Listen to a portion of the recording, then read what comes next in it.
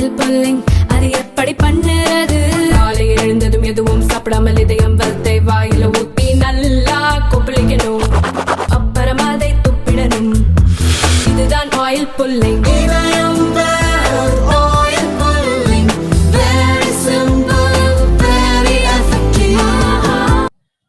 நெல்லை மாவட்ட மாநகர காங்கிரஸ் கமிட்டியின் சார்பிலே நடைபெறக்கூடிய இந்த பொதுக்கூட்டத்தில் தலைமையேற்றிருக்கும் தமிழ்நாடு காங்கிரஸ் கமிட்டியின் தலைவர் அன்பிற்குரிய செல்வ பெருந்தகை அவர்களே,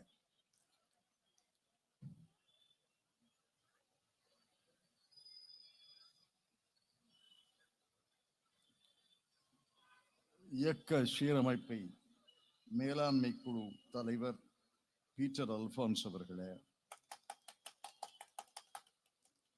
முன்னாள் தமிழ்நாடு காங்கிரஸ் கமிட்டியின் தலைவர் தங்கபால் அவர்களே,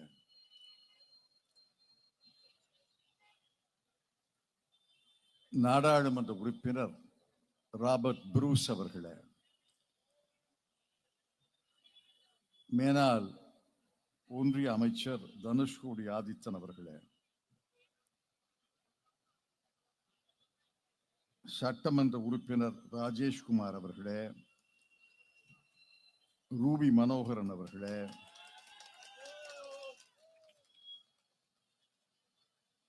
திருநெல்வேலி மாநகர் மாவட்ட தலைவர் சங்கரபாண்டியன் அவர்களே, மற்றும் இங்கே மேடையிலே அமர்ந்திருக்கக்கூடிய ராமசுப்பு அவர்களே, பழனி நாடார் அவர்களே, சொர்ணா சேதுராமன் அவர்களே, ராம்மோகன் அவர்களே, ஆலங்குளம் செல்வராஜ் அவர்களே, ரவி அருணன் அவர்களே, பானமாமலை அவர்களே, சுடலிக்கண் அவர்களே, பால்ராஜ் அவர்களே, ஜெயராஜ் அவர்களே, கிருஷ்ணகுமார் அவர்களே, இன்னும் ஏராளமான நண்பர்கள் இருக்கிறார்கள். எல்லாருடைய பெயரையும் சொன்னதாக நீங்கள் ஏற்றுக்கொள்ள வேண்டும் என்று உங்களை எல்லாம் அன்போடு கேட்டுக்கொள்கிறேன். 8:03 சரியா 8:35 நான் முடிச்சிடுறேன். 8:35 எல்லாரும் வீட்டுக்கு போகலாம். ஏன்னா நானும் வீட்டுக்கு போகணும்.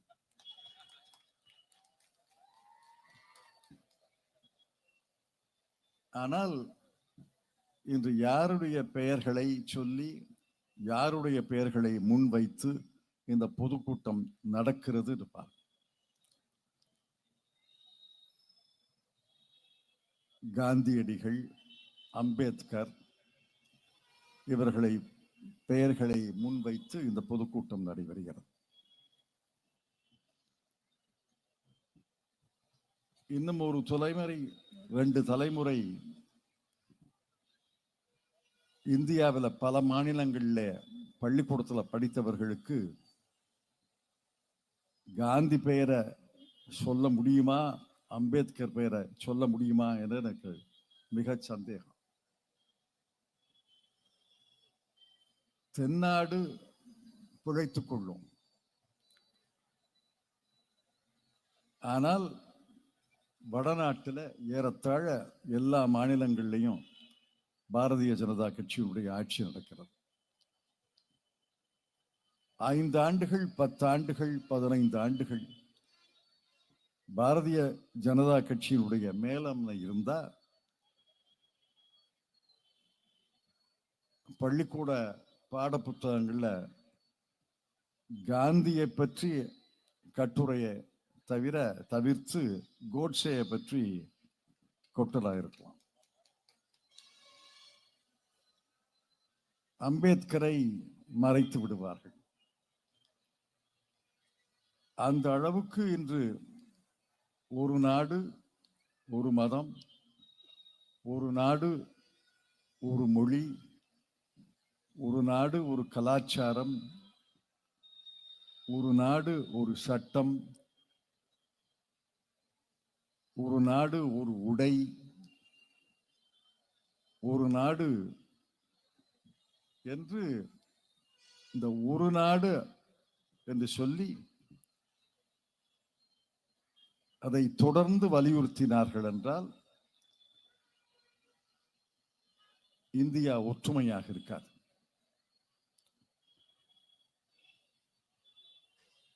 ஆகவேதான் காந்தியடிகள் அம்பேத்கரை முன்னிறுத்தி இந்த பொதுக்கூட்டங்களை நடத்துகிறோம். காந்தியடிகள் தான் நம்முடைய சுதந்திர போராட்டத்துக்கு தலைவர். பல பேர் பாரதிய ஜனதா கட்சியில காந்தியடிகளை தேசத்தந்தை என்று சொல்லக்கூடாது என்று பேசுகிறார்கள். எல்லா நாட்டிலையும் சுதந்திர போராட்டத்துக்கு ஒரு தலைவர் இருந்தார். எல்லா நாடுகளிலும் இருந்தார். நம்ம நாட்டில் சுதந்திர போராட்டத்துக்கு தலைமை ஏற்றவர் மகாத்மா காந்தியடிகள். அவர் தலைமை ஏற்றிருக்காவிட்டால் தென்னாப்பிரிக்காவிலிருந்து இந்தியாவுக்கு வந்து அடிமைப்பட்டு கிடந்த மக்களை எல்லாம் எழுப்பி, ஆழ்ந்த உறக்கத்தில் இருந்த மக்களை எல்லாம் எழுப்பி,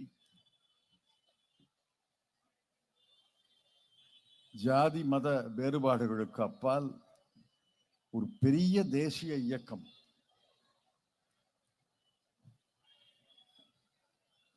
கத்தி இல்லாமல் ரத்தம் இல்லாமல் ஒரு இயக்கத்தை நடத்தி சுதந்திரம் பெற்று தந்தார் என்பதை நீங்கள் மறந்துவிடக்கூடாது. அவர் பெற்ற சுதந்திரம் வெறும் சுதந்திர நாடாக இருந்திருக்கலாம். ஆனால் சுதந்திர நாடுகள் எல்லாம் ஜனநாயக நாடுகள் அல்ல. இந்தியா சுதந்திரம் பெற்ற அதே காலகட்டத்தில் பல நாடுகள் சுதந்திரம் கிடைத்தன. அந்த நாடுகள்லாம் ஜனநாயக நாடுகளா? இல்லையே. பாகிஸ்தான் ஜனநாயக நாடா? நம்ம ஆகஸ்ட் மாதம் 15ஆம் தேதி சுதந்திரம் பெற்றோம். அவர்கள் ஆகஸ்ட் மாதம் 14ஆம் தேதி சுதந்திரம் பெற்றார்கள். அந்த நாடு ஜனநாயக நாடு இல்லையே. அதை போல பல நாடுகள் 1947 ஒட்டி பல நாடுகள் சுதந்திரம் கிடைத்தன. அவை ஜனநாயக நாடுகள் அல்ல. ஜனநாயக நாடு மட்டுமல்லாமல் குடியரசு நாடாக உருவாக்கியது அண்ணல் அம்பேத்கர் என்பதை மறந்துவிடக்கூடாது.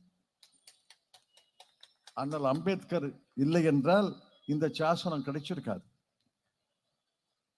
இந்த அரசியல் சாசனத்தை பாரதிய ஜனதா கட்சி ஏற்றுக்கொள்வது கிடையாது. அவர்கள் கட்சியை உருவாக்கியவர்கள், வளர்த்தவர்கள். இது இந்திய அரசியல் சாசனம் அல்ல, இது காலனி ஆதிக்கத்தின் அரசியல் சாசனம் என்று அவர்கள் இன்னும் பேசுகிறார்கள். இந்திய அரசியல் சாசனம் மனு தர்மத்தை அடிப்படையில இருக்கணும்னு சொல்றாங்க. மனு தர்மம்னா என்ன? மனு தர்மம் என்று போர்வையை போர்த்துவதால் உண்மையை மறைச்சு விட முடியாது. 4 ஜாதிகள் 4 வர்ணங்கள் இந்தியாவில இருந்தது, இருக்கிறது, இருக்க வேண்டும் என்று சொல்வதுதான் பாரதிய ஜனதா கட்சி. எச்சரிக்கையா இருங்க. 4 வர்ணங்கள், 4 ஜாதிகள், ஒரு உயர்ந்த ஜாதி, அடுத்தது ஒரு ஜாதி, அடுத்தது ஒரு ஜாதி, அடுத்தது சூத்திரர்கள் என்று மிக மிக பெரும்பகுதி மக்கள், 4 ஜாதியிலும் சேலாத மக்கள் தலித்துகள். இங்க யார் இருக்கா? எல்லாரையும் நாங்க அழைக்கிறோம், எல்லாரையும் அணைத்துக் கொள்கிறோம், எல்லாரும் வர வேண்டும் என்று சொல்கிறோம். ஆனால் யாராவது இங்க எழுந்து நான் தான் உயர்ந்த ஜாதி, நீ சூத்திரன், நீ தலித் என்று சொன்னால் அதை ஏற்றுக்கொள்ள முடியாது, ஏற்றுக்கொள்ள மாட்டோம். அதை உடைத்தவர், அந்த மனு தர்மத்தை உடைத்தவர். அரசியல் சாசனத்துல பாரதியார் பாடிய மாதிரி எல்லோரும் ஓர் நிறை எல்லோரும் ஓர் என்று பாடினாரு. அதற்கு ஏற்ற அரசியல் சாசனத்தை உருவாக்கி தந்தவர் அம்பேத்கர் அவர்கள். ஆக இன்று காந்திக்கு எதிர்ப்பு வந்திருக்கிறது, அம்பேத்கருக்கு எதிர்ப்பு வந்திருக்கிறது. காந்தியத்தையே குழி தோண்டி புதைத்து விடுவார்கள், அம்பேத்கரை அழித்து விடுவார்கள் என்பதால் தான் ஒரு சுதந்திர நாட்டில், குடியரசு நாட்டில் எல்லோரும் ஓர் நிறை எல்லோரும் ஓர் விலை என்று நாம் சொல்கிறோம். நம்மோடு பல தோழமை கட்சிகளும் சொல்கிறார்கள். ஆனால் நாம் மட்டும் சொல்லவில்லை, எதிர்குரல் பாரதிய ஜனதா கட்சியின் முகாமில் இருந்து வருகிறது என்பதை மிகுந்த எச்சரிக்கையாக இருக்கிறோம். பல பேர் இங்க 1950களில் 1960களில் பிறந்திருக்க மாட்டீங்க. ஜாதி ஆதிக்கம்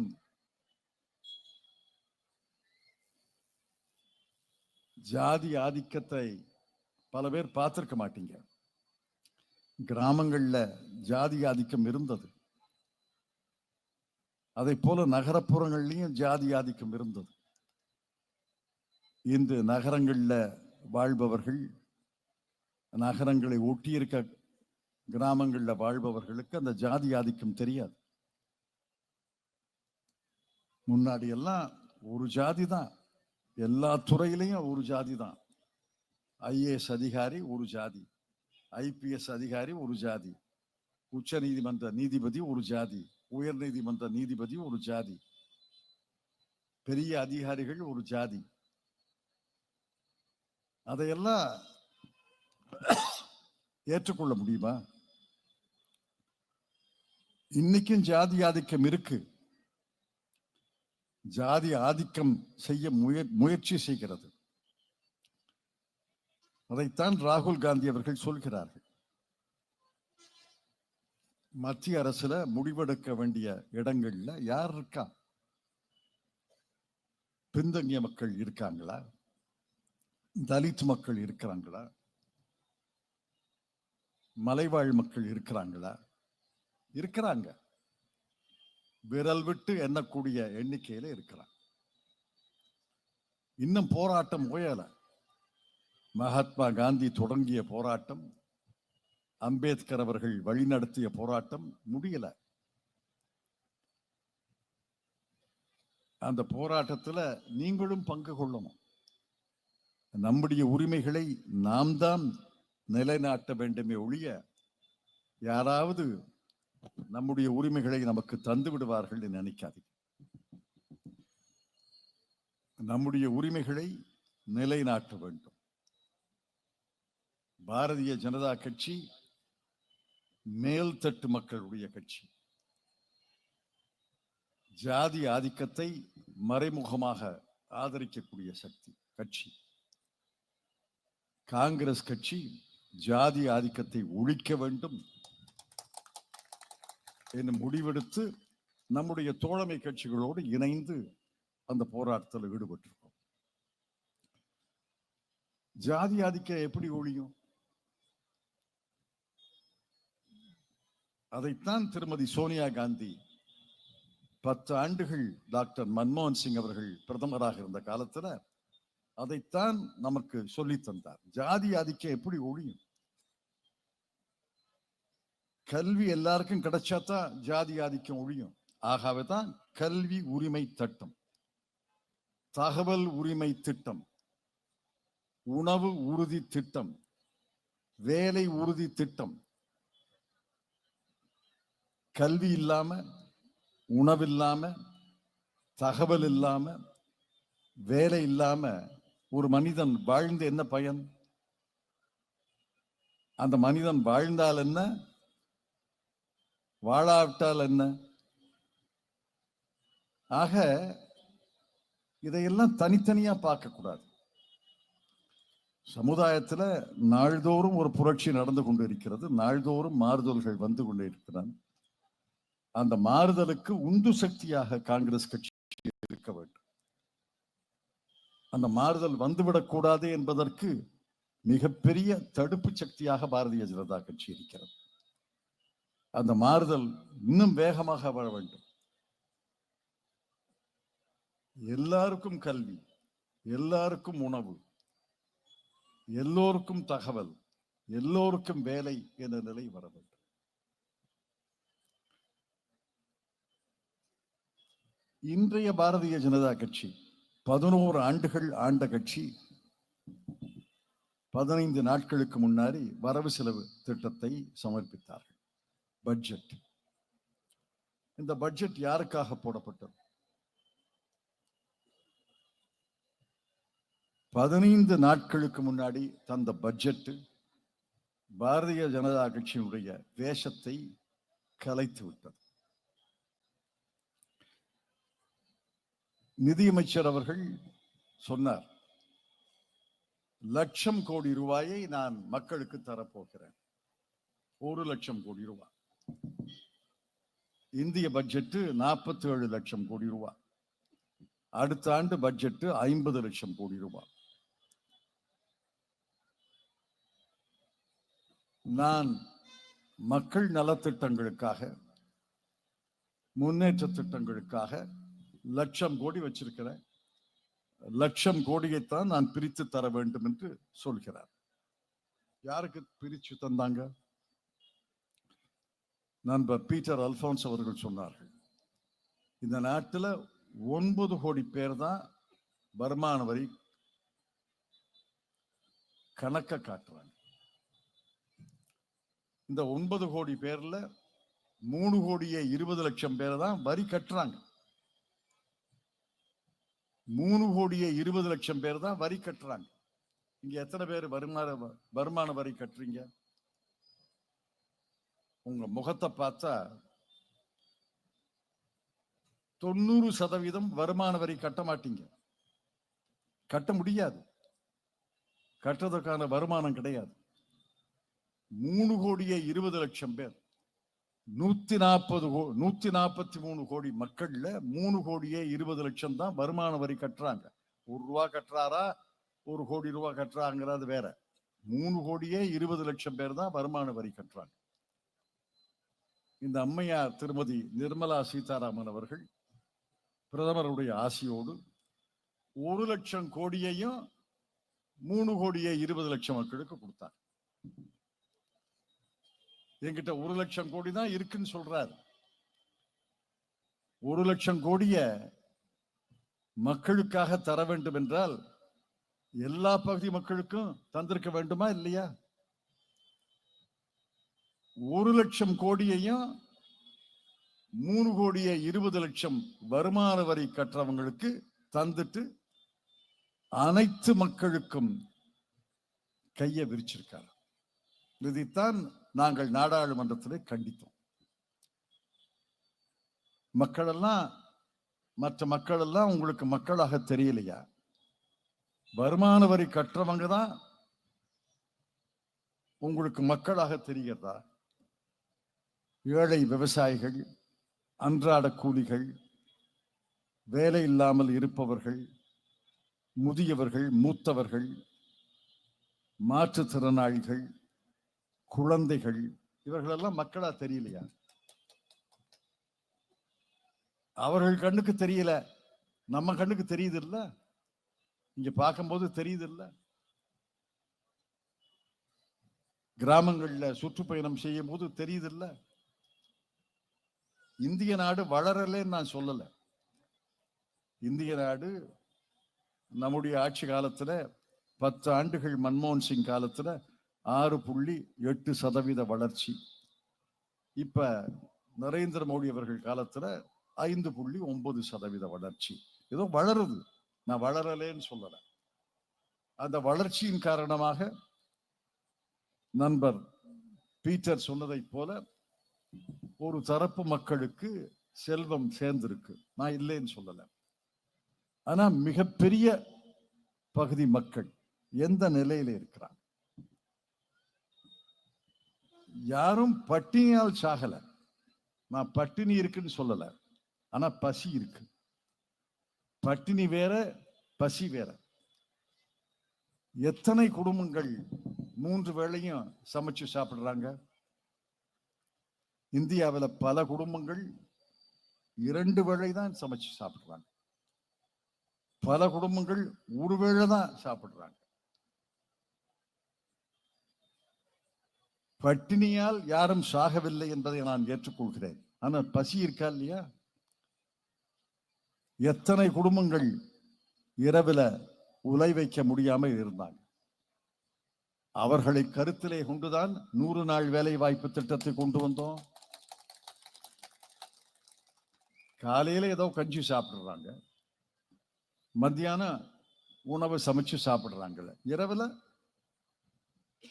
வீட்டுக்கு குடும்ப தலைவனோ குடும்ப தலைவியோ 4 காசு சம்பாரிச்சு வராட்டி இரவுல உல வைக்க முடியாது. அதை பார்த்துத்தானே 100 நாள் வேலை வாய்ப்பு திட்டம். அந்த 100 நாள் வேலை வாய்ப்பு திட்டத்தை குஜராத் முதலமைச்சராக இருந்த நரேந்திர மோடி அவர்கள் இதை ஒழிக்கணும்னு பேசினார்.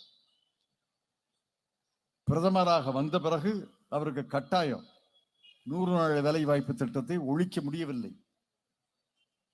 எப்படி சமாளிச்சார் தெரியுமா? காங்கிரஸ் கட்சியினுடைய ஆட்சியினுடைய அவமான சின்னமாக இது இருந்துட்டு போகுது. இன்னைக்கு என்ன நிலையில அந்த 100 நாள் வேலை வாய்ப்பு திட்டம் இருக்கு? 2022-23 86,000 கோடி, 2023-24 86,000 கோடி, நடப்பாண்டு 2024-25 86,000 கோடி, அடுத்த வருஷம் 2025-26 அதே 86,000 கோடி. எப்படி? அதனுடைய விளைவு என்ன? 100 நாள் வேலை வாய்ப்பு திட்டம்னு திட்டத்துக்கு ஒரு பெரிய பெயர் இருக்கிறதே ஒழிய, போன வருஷம் சராசரியாக இந்தியாவில் அந்த வேலை செய்யறவங்களுக்கு ஆண்டுக்கு கிடைத்தது 52 நாட்கள். 100 நாள் கிடைக்கல, 52 நாட்கள். இந்த ஆண்டு இன்று வரை 44 நாட்கள் தான். மார்ச் மாதம் 31ஆம் தேதி இந்த ஆண்டு முடிஞ்சிடும். ஏப்ரல்ல இருந்து மார்ச் வரைக்கும் தான். அதே 86,000 ஒதுக்குறாங்க. 86,000 கோடி இந்தியாவில் 100 நாள் வேலை வாய்ப்பு திட்டத்தை யார் செய்யறாங்க? ஏழைகளில் பரம ஏழைகள், வறியவர்கள் தானே 100 நாள் வேலை வாய்ப்பு திட்டத்துக்கு போறாங்க. யாராவது பட்டுப்புடவை கட்டிக்கிட்டு 100 நாள் வேலை வாய்ப்பு திட்டத்துக்கு போறாங்களா? ஏழைகள்ல பரம ஏழைகள் தான் அந்த வேலைக்கு போறாங்க. வேற வேலை கிடைச்சா அதுக்கு போக மாட்டாங்க. அந்த வேலைக்கு போவது ஒன்றும் பெரிய கௌரவம் இல்லை, வேற வேலையே கிடைக்கல, ஆகவே அந்த வேலைக்கு போறாங்க. 1,00,000 கோடி இருந்தது. 1,00,000 கோடியில இந்த ஆண்டு 86,000 கோடி தான் ஒதுக்கி இருக்கிறோம். அடுத்த ஆண்டு 86,000 கோடி ஒதுக்கினால் போதாது, 1,00,000 கோடி ஒதுக்கலாம்னு ஒரு 14,000 கோடி ஒதுக்கி இருக்கலாமா இல்லையா? பண்ணலையே. போன வருஷம் இருந்த 86,000 கோடி, இந்த வருஷம் இருக்கிற 86,000 கோடி, அடுத்த வருஷமும் அதே 86,000 கோடி. இவர்கள் நோக்கம் என்னவென்றால் இந்த 100 நாள் வேலை வாய்ப்பு திட்டத்தை ஒழித்து விட வேண்டும், காலப்போக்கில் ஒழித்து விட வேண்டும். பணம் தராம இப்ப சொன்னாங்க பல பேர், 4 மாசமா சம்பளம் வரலன்னாங்க. வேலை பார்த்தவங்களுக்கு 4 மாசமா சம்பளம் வரல. இதை போன்று ஒவ்வொரு திட்டத்திலையும் குறைச்சிருக்காங்க. சரி, 1,00,000 கோடி வருமான வரி கட்டுறவங்களுக்கு கொடுத்தாங்களே, ஏழைகளுக்கு மட்டும்தான் கொடுத்தாங்களா? சரி, 1,000 ரூபா, 2,000 ரூபா, 3,000 ரூபா வருமான வரி கட்டுறவங்களுக்கு சலுகை தர்றேன்னு சொல்லியிருந்தா கூட புரிஞ்சுக்க முடியும். இந்த 3,20,00,000 பேர்ல 2,27,000 பேரு ஆண்டுக்கு வருமானம் 1 கோடி ரூபாய், அவர்களுக்கு சலுகை. 262 பேர் ஆண்டு வருமானம் 100 கோடி ரூபாய், அவர்களுக்கும் சலுகை. 23 பேரு ஆண்டு வருமானம் 500 கோடி ரூபாய், அவர்களுக்கும் சலுகை. நான் கேட்கிறேன், 500 கோடி சம்பாதிக்கிறவனுக்கு சலுகை வேண்டுமா? 100 கோடி வருமானம் உள்ளவனுக்கு சலுகை வேண்டுமா? 1 கோடி வருமானம் உள்ளவனுக்கு சலுகை வேண்டுமா? சலுகை கொடுத்தது மட்டுமல்ல, அதை நியாயப்படுத்துறாரு நிர்மலா சீதாராமன் அவர்கள். நான் கேட்டேன், ஏழைகளுக்கு குறைஞ்ச வருமானம் உள்ள குறைஞ்ச வரி கட்டுறவங்களுக்கு சலுகை கொடுத்தா அர்த்தம் இருக்கு, ஏன் பணக்காரர்களுக்கு கொடுத்தீங்க? பணக்காரர்களுக்கு நான் கொடுக்கலையே, கொஞ்சம் தானே கொடுத்தேன். கொடுக்கலன்னு சொல்ல முடியல, கொஞ்சம் தானே கொடுத்தேன். இந்த புள்ளி விவரங்களை நாடாளுமன்றத்திலே சொன்னோம், மறுக்கலையே. 23 பேருக்கு 500 கோடி ரூபாய் வருமானம் இந்திய நாட்டில் இருக்கு. பெயர்கள்லாம் சொல்ல வேண்டிய அவசியம் இல்லை, எல்லாருக்கும் நாவல புரள்கிற பெயர்கள்.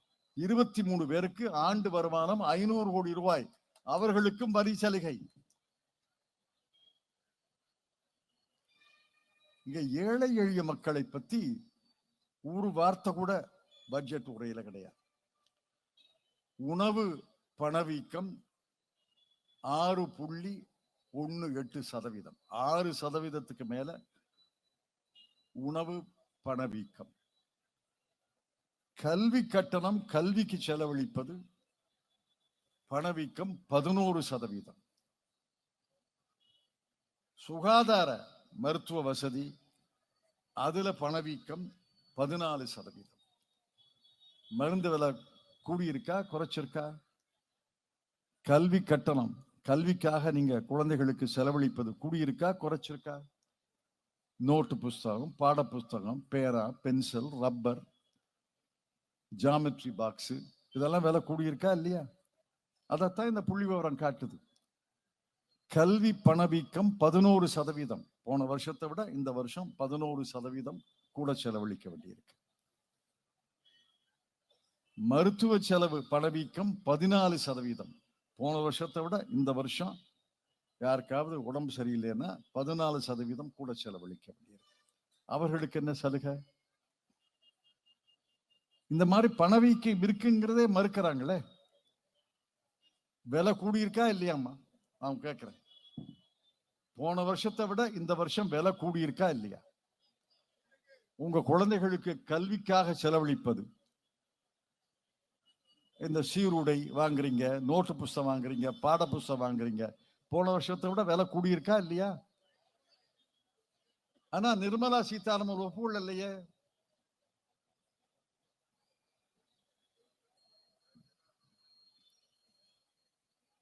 நண்பர் பீட்டர் அல்ஃபான் சொன்னார், இந்திய நாட்டில் மேல் தட்டு ஒன்று இருக்கு, நான் இல்லைன்னு சொல்லல. 1% மேல் தட்டு இருக்கு. உலக பணக்காரர்கள் வரிசையில அவங்க இருக்காங்க, உலக பணக்காரர்கள் வரிசையில இருக்கிறாங்க. முன்னாடி எல்லாம் டாடா பிர்லான்னு சொல்லாங்க, இப்ப டாடா பிர்லா எல்லாம் ஏழை ஆயிட்டாங்க, வேற பெயர்கள் வந்திருக்கு, வேறு பெயர்கள் வந்திருக்கு. சரி, இந்த மேல் தட்டை பார்க்க முடியுது, அதுக்கு கீழே நடுத்தர வர்க்க மக்கள்னு ஒரு 30% இருக்காங்கன்னு வைங்க, ஒத்துக்கிறேன். 30% மக்கள் வெள்ளைச்சட்டை போட்டிருக்காங்க, நல்ல புடவை கட்டுறாங்க, அந்த குழந்தைகளுக்கு காலணி இருக்கு, செருப்பு இருக்கு, நகையும் போட்டுக்கிறாங்க, வண்டி வச்சிருக்காங்க, 2 வீலர் வச்சிருக்காங்க, ஒரு வீடு இருக்கு. நான் இல்லைன்னு சொல்லல, நடுத்தர வர்க்க மக்கள் இருக்காங்க. மேல்தட்டு வர்க்க மக்களும் உங்களுக்கு தெரியுது, நடுத்தர மக்களை தெரியுது. அதுக்கு கீழே உங்க பார்வையே போக மாட்டேங்குதே. கீழே இருக்கிற 50% எப்படி இருக்காங்க? 70 கோடி மக்கள் எப்படி இருக்காங்க? இந்தியாவில் சராசரி வருமானம், சராசரி செலவு தனிநபருக்கு கிராமப்புற பகுதிகளில் 4200 ரூபாய், நகர்ப்புறங்கள்ல 7000 ரூபாய். ஒரு குடும்பத்துல 4 பேர் இருக்காங்கன்னு வைங்க, ஒரு குடும்பத்துல 4 பேர் இருக்காங்கன்னா 4 பேருக்கு சேர்த்து 17,000 ரூபாய் மாச வருமானம். கிராமத்துல, நகர்ப்புறத்துல 28,000 ரூபாய். 17,000 ரூபாயில எப்படி குடும்பம் நடத்துறது? 17,000 ரூபாய் 4 பேர் இருக்காங்க. 4 பேருக்கு வீடு, போக்குவரத்து, கல்வி, மருத்துவ செலவு, அனைத்து செலவுகளும். கல்யாணத்துக்கு போகணும்னா போக்குவரத்து, அனைத்து செலவுகளும் 17,000 ரூபாயில அடக்க முடியுமா? 17,000 ரூபாயில அடக்குறாங்க. ஆகவேதான் ஏழையா இருக்காங்க, கடன் வாங்குறாங்க. இந்திய குடும்பங்களுக்கு கடன் சுமை அதிகரித்து வருகிறது என்று ரிசர்வ் வங்கி அறிக்கை சொல்லுது. இந்திய குடும்பத்துல கடன் வாங்குறவங்க, நீங்க யாராவது சொல்லுங்க, நாங்க கடனே வாங்கல குடும்பத்திலன்னு சொல்லுங்க. கடன் வாங்காத குடும்பம் இருக்கா? 10ல் 1 இருக்கும். கைமாத்து கடனால் வாங்குறீங்கல்ல, அதெல்லாம் இந்த நிர்மலா சீதாராமன் ஒத்துக்க மாட்டேங்கிறாங்களே. நான் கேட்டேன், மேலேயே பாக்குறீங்க, மேல் தட்டை பாக்குறீங்க, நடுத்தர வர்க்க மக்கள் பாக்குறீங்க, கொஞ்சம் கீழே பாருங்க. இது அகில இந்திய சராசரி. மேல்தட்டு, நடுத்தர வர்க்கம் மக்கள், கீழ் மக்கள் அனைவருக்கும் சராசரி. கீழ்ப்பாதியை மட்டும் பார்த்தா இந்த 4,000 கூட வராதே. கீழ்ப்பாதியில கீழ்ப்பாதி 25% மக்கள் மிக மிக வறியவர்கள். டெல்லியில, சென்னையில பாலங்களுக்கு கீழே படுக்கிறாங்க, வீடு கிடையாது, பிச்சை எடுக்கிறாங்க. அந்த 4 சந்திப்புல பிச்சை எடுக்கிறாங்க. இலவச உணவு எங்கேயாவது கிடைக்குமான்னு தேடி போறாங்க. எங்கேயாவது கோயில்ல மத்தியானம் சாப்பாடு போடுவாங்களா, சீக்கிய தர்காவில் சாப்பாடு போடுவாங்களான்னு தேடி போறாங்க. இன்னும் ஏழைகள். 25% என்பது 25 அல்ல, 25% என்பது இந்தியாவில் ஏறத்தாழ 35 கோடி மக்கள். 35 கோடி மக்களுக்கு வசதியாவா இருக்காங்க?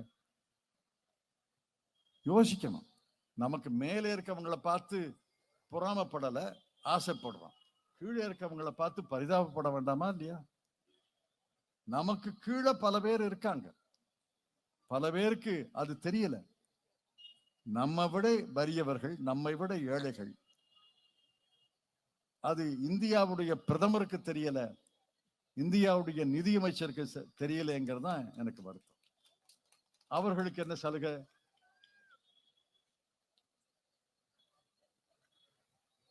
இளைஞர்கள் மத்தியில வேலை வாய்ப்பு 10% வேலை இல்லாம. ஒரு அரசு பதவிக்கு 8,000 பதவிகளுக்கு உத்தரப்பிரதேசத்துல அரசு விளம்பரம் செஞ்சது. 8,000 பதவி தான். ஒரு கிராம அதிகாரி 8,000 பதவிகளுக்கு பல லட்சம் இளைஞர்கள் விண்ணப்பம் போட்டாங்க. ஒரு 3 நாளைக்கு எந்த ரயில்லையும் இடம் கிடையாது, எந்த பஸ்லையும் இடம் கிடையாது. தில்லு முள்ளு. ஒவ்வொரு ரயில்வே ஸ்டேஷன்லையும், ஒவ்வொரு பஸ் ஸ்டாண்ட்லையும் ஏகப்பட்ட கூட்டம். போலீஸை வைத்து கலைக்க வேண்டியிருக்கு. பம்பாய் நகரத்துல விமான நிலையத்துல கான்ஸ்டபிள், பாதுகாப்பு வீரர் 80 பேர் பதவி. 80 பேர் பதவிக்கு பல்லாயிரக்கணக்கான விமான நிலையத்துக்குள்ள நுழைஞ்சிட்டாங்க. வாக் இன் இன்டர்வியூ, யார் வேணாலும் வரலாம்னு அறிவிச்சாங்க. பல்லாயிரம் பேர் 80 பதவிக்கு. அந்த அளவுக்கு இன்று இளைஞர்கள் மத்தியிலே வேலை இல்லாமல் இருக்கு. படித்த பட்டதாரிகள் வேலை இல்லாமல் 40 வயது வரை இருக்கிறாங்க. 13% வேலை இல்லாமல். அவர்களுக்கு என்ன இந்த பட்ஜெட்ல என்ன இருக்கு? வேலை இல்லாமை உங்க கண்ணுக்கு தெரியலையா? வேலை இல்லாதவர்கள் இந்த நாட்டில் இருக்காங்கிறது கூட இந்திய பிரதமருக்கு தெரியல, இந்திய நிதியமைச்சருக்கு தெரியலங்கிறதா மிக வருத்தம். வேலை வாய்ப்புக்காக பல திட்டங்களை அறிவிக்கிறாங்க. நடப்பாண்டுல இந்த ஆண்டு ஆரம்பத்தில் அறிவித்தது 28,000 கோடி ரூபாய், 28,318 கோடி ரூபாய் செலவழிப்போம், வேலை வாய்ப்புகளை உருவாக்குங்கிற மாதிரி. வருஷ கடைசியில் என்ன செலவழிச்சாங்க தெரியுமா? ஒதுக்குனது 28,318 கோடி ரூபாய், செலவழிச்சது 20,000 கோடி ரூபாய் தான். ஏன் 8,000 கோடி ரூபாய் செலவழிக்கலன்னா பதில் கிடையாது. இது மட்டுமல்ல, பல துறைகளிலே ஒதுக்கின பணத்தை செலவழிக்கல. சுகாதாரத்துறையில 1,255 கோடி ரூபாய் வெட்டு. கல்வித்துறையில 11,584 கோடி ரூபாய் வெட்டு. இப்ப நம்முடைய ராஜேஷ் சொன்னாரு, இந்த வெள்ளத்துல ஒரு பள்ளிக்கூடம் அடிஞ்சு போச்சு, செவரெல்லாம் இடிச்சிட்டாங்க, அது விழுந்துற மாதிரி இருந்துச்சு, அந்த பள்ளிக்கூடத்தை கட்டணும். நான் பல பேர்கிட்ட சொன்னேன், இன்னும் கட்டுறேங்கிறாங்க. அமைச்சர்கிட்டயே சொன்னேன், பட்ஜெட் இருக்கும்போது கட்டுறேன்னு சொல்றாங்க. இப்பதான் சொல்லிட்டு இருந்தார். நீங்க கல்விக்காக ஒதுக்கிய பட்ஜெட்ல 11,584 ரூபாயை செலவழிக்காம வச்சிருக்கீங்க. ஏன் அவரோட ஊர்ல பள்ளிக்கூடம் கட்டியிருக்கலாம்ல? பள்ளிக்கூடம் கட்ட வேண்டியதே கிடையாத? எதுக்காக 11,584 கோடி ரூபாயை செலவழிக்காம இருந்தீங்க? பதில் கிடையாது. சமூக நலத்திட்டங்களுக்கு 10,000 கோடி ரூபாய் வெட்டு. விவசாயத்துறையில 11,000 கோடி ரூபாய் வெட்டு. ஊரக வளர்ச்சியில 75,000 கோடி ரூபாய் வெட்டு. நகர்ப்புற வளர்ச்சியில 19,000 கோடி ரூபாய் வெட்டு. எதுக்காக வெட்டி இருக்கீங்க? நாடாளுமன்றம் பணம் தந்தது, செலவழிக்கிறேன்னு சொல்றீங்க, திட்டம் போடுறீங்க, கடைசியில ஏன் செலவழிக்காம இருங்கன்னா பதில் கிடையாது. ஆக இந்த அரசு யாருக்கான அரசு என்பதை சிந்திக்கணும். இது மேல்தட்ட மக்களுக்கு, எந்த மாநிலத்தில் தேர்தல் நடக்குதோ அந்த மக்களுக்காக தேர்தல். இந்த பட்ஜெட் முழுக்க டெல்லி மக்களை மனதில் வைத்து, பீகார் மக்களை மனதில் வைத்து தயாரிக்கப்பட்ட பட்ஜெட். டெல்லியில வெற்றி பெற்றவற்றார்கள், பீகார்ல வெற்றி பெற முடியும் என்று நம்புகிறார்கள். கொஞ்சம் கொஞ்சமாக இந்தியா முழுவதும் ஆக்கிரமிக்க வேண்டும் என்று நினைக்கிறார்கள். இந்தியா முழுவதும் பாரதிய ஜனதா கட்சி ஆக்கிரமித்தால் என்ன நடக்கும் என்பதை நீங்கள் சிந்தித்து பார்க்கணும். நம்முடைய திட்டங்களை இருட்டடிப்பு செய்கிறார்கள், நம்முடைய திட்டங்களை குழி தோண்டி புதைக்கிறார்கள். தகவல் உரிமை சட்டம் நம்ம ஆட்சியில கொண்டாந்தது. இப்ப தகவல் உரிமை சட்டத்துல பல திருத்தங்களை செய்து தகவல்களை பெற முடியாது, பல தகவல்களை தர வேண்டாம் என்று சட்டத்தை திருத்தி இருக்கிறார்கள். அதை போல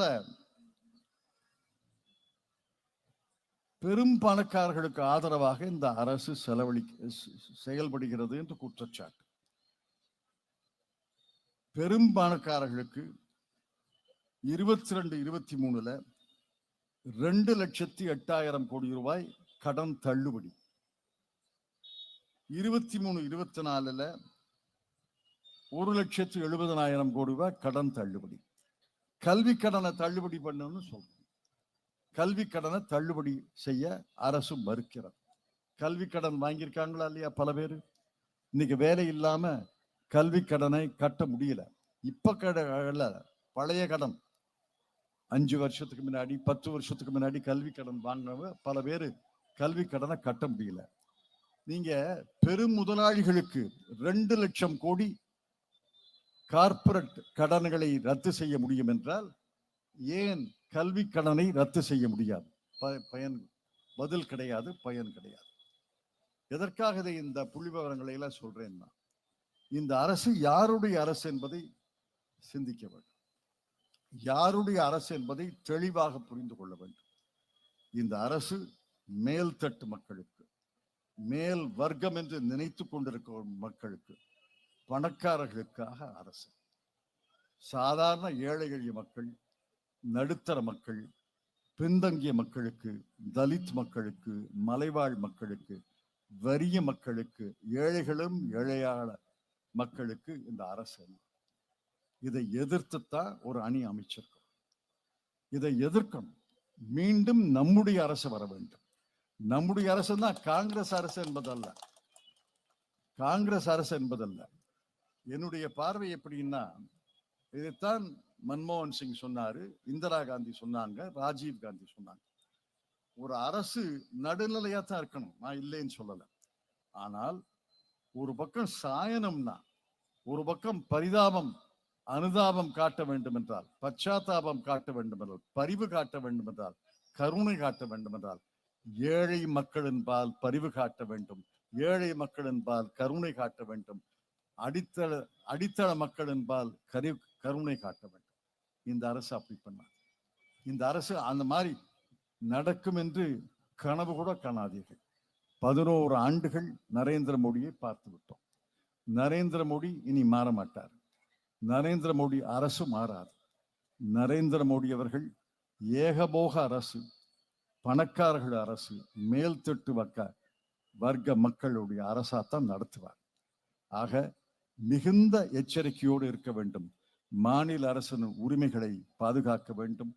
நம்முடைய உரிமைகளை பாதுகாக்க வேண்டும் என்றால் நம்முடைய காங்கிரஸ் கட்சி தலைமையிலே இந்தியா கூட்டணி, அந்த இந்தியா கூட்டணியின் கட்சிகள், தமிழ்நாட்டில் இந்தியா கூட்டணியின் கட்சிகள், தமிழ்நாட்டில் திராவிட முன்னேற்ற கழக தலைமையிலே அமைந்த இந்தியா கூட்டணியின் கட்சிகளை நாம் ஆதரித்தால்தான் மகாத்மா காந்தியின் பெயரும் நிலைக்கும், அண்ணல் அம்பேத்கரின் பெயரும்.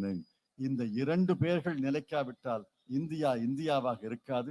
சுதந்திரம் பெற்றதிலே பொருளே கிடையாது. குடியரசு நாடாக வந்ததிலே பொருளே கிடையாது. இந்த அரசியல் சாசனத்துக்கு பொருளே கிடையாது.